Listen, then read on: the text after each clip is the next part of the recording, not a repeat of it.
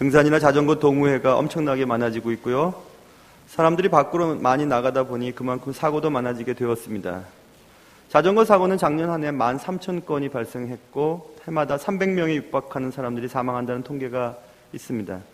산악 사망 사고도 해마다 급증한다고 합니다. 특별히 산악 사고는 대부분 등산할 때보다 하산할 때 많이 발생된다고 합니다. 그러므로 산악 등반은 정상에 올라가는 것보다 사고를 내지 않고 무사히 내려오는 것이 더 중요합니다. 오늘 말씀의 제목을 아름다운 하산이라고 지었습니다. 오늘 본문 1절 높은 산에 예수님께서 베드로와 야고보와 그 형제 요한을 데리시고 올라가셨습니다. 그리고 9절 보면 그들이 산에서 내려오십니다.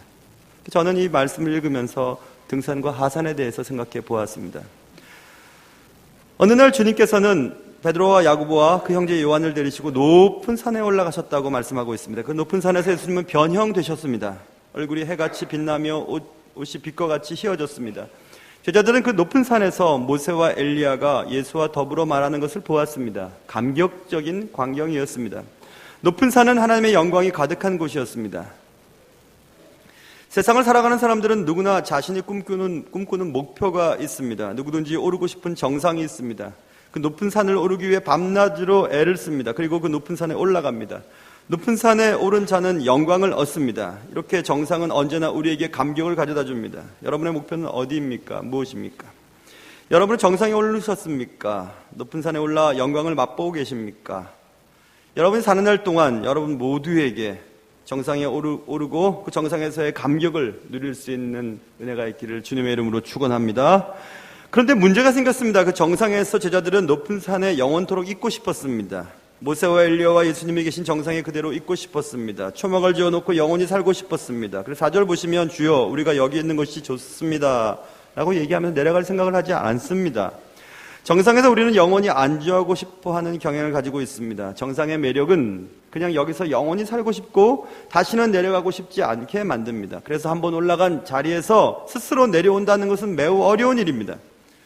그동안 여기까지 오느라고 얼마나 애썼는데 내가 왜 내려가? 이런 생각을 갖습니다. 그래서 스스로 내려갈 생각은 꿈에도 갖지를 못합니다. 그러나 생각해 볼까요? 올라가는 데가 있으면 내려가는 데도 분명히 있습니다. 등산보다 하산이 힘들지만 누구나 다 내려가야 합니다. 사고 내지 않고 잘 내려가야 인생을 잘 산 것입니다. 여러분은 지금 혹시 내려가야 할 때가 아닌가 생각해 보시기 바랍니다. 여기가 좋사오니 하며 안주하지 말고 아름다운 하산을 준비할 때가 아닌지 생각해 보시기를 바랍니다.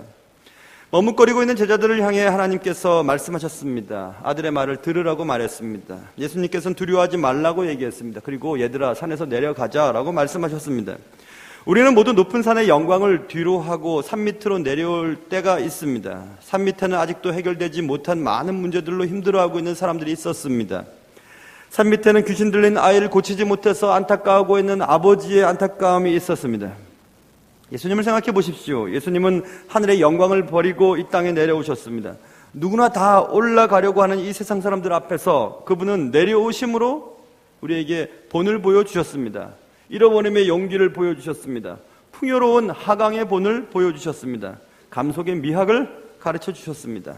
그는 아름답게 하산하셨습니다. 높은 산의 영광 가운데 우리는 하나님의 말씀을 들어야 합니다. 하나님께서는 내려가라 말씀하십니다. 우리는 모두 내려가야 할 때를 알아야 합니다. 감속해야 할 때를 알아야 합니다. 아름답게 해산을 할 때를 알아야 합니다. 자동차를 새로 구입하면 가속 페달, 엑셀에 관심을 가집니다. 얼마나 빠른 시간 내에 속도를 낼 수 있는지, 얼마나 빨리 달릴 수 있는지.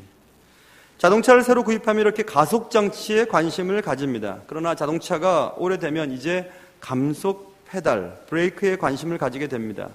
제동장치의 기능이 어떤지 관심을 가지게 됩니다. 이렇게 자동차가 오래될수록 감속장치가 가속장치보다 더욱 중요한 것이 됩니다. 우리의 인생도 역시 그렇지 않을까 생각해 보았습니다. 높은 산을 올라갈 때가 있습니다. 그곳에서 대단한 경험을 하고 그곳에 영원토록 머물고 싶어 합니다. 정상은 대단히 매력이 있기 때문에 그렇습니다. 그러나 우리는 언젠가 내려가야 할 때가 있음을 기억해야 합니다. 내려갈 때가 되면 올라갈 때보다 더욱 주의하여 내려가야 합니다. 가속 페달을 밟던 발을 떼고 이제 감속 페달을 밟아야 합니다. 엑셀보다는 브레이크에 더욱 관심을 가져야 합니다. 감속에 미학에 관심을 기울여야 합니다. 하산할 때 더욱 주의를 집중해야 합니다. 잘 내려가야 합니다. 잘 멈춰야 합니다. 높은 산에서 본 영광에 머물러 있지 않고 산에서 내려와야 합니다. 잘 내려와야 합니다. 사고를 내지 않고 무사히 내려오려면 어떻게 해야 할까 생각했습니다. 그것은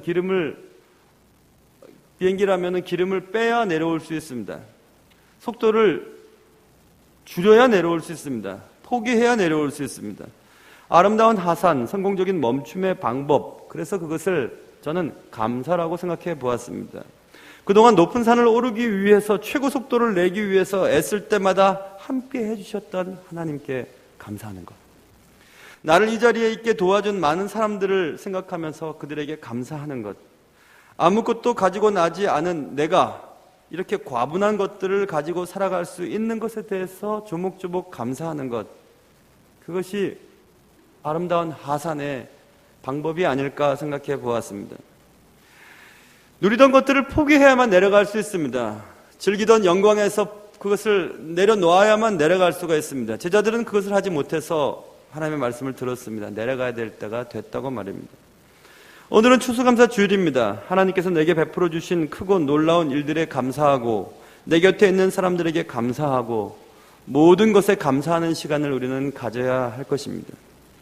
어떤 책에 이런 내용이 적혀 있었습니다. 임종의 순간, 우리가 이 땅을 다 마감하고 모든 것을 내려놓는 그 순간 말입니다. 임종의 순간에 드리는 마지막 기도가 하나님 제발 제발 제발 이라는 단어가 아니라 하나님 감사했습니다. 감사합니다. 라는 그런 기도가 되기를 바라는 글이었습니다. 여러분 모두 아름다운 하산의 주인공이 되셔서 하나님께 영광을 돌리시고 또 내게 있는 것들에 대해서 감사하면서 조심조심 우리의 삶의 하산의 길을 내려갈 수 있는 그런 은혜가 여러분과 저에게 있기를 주님의 이름으로 축원합니다. 기도하겠습니다.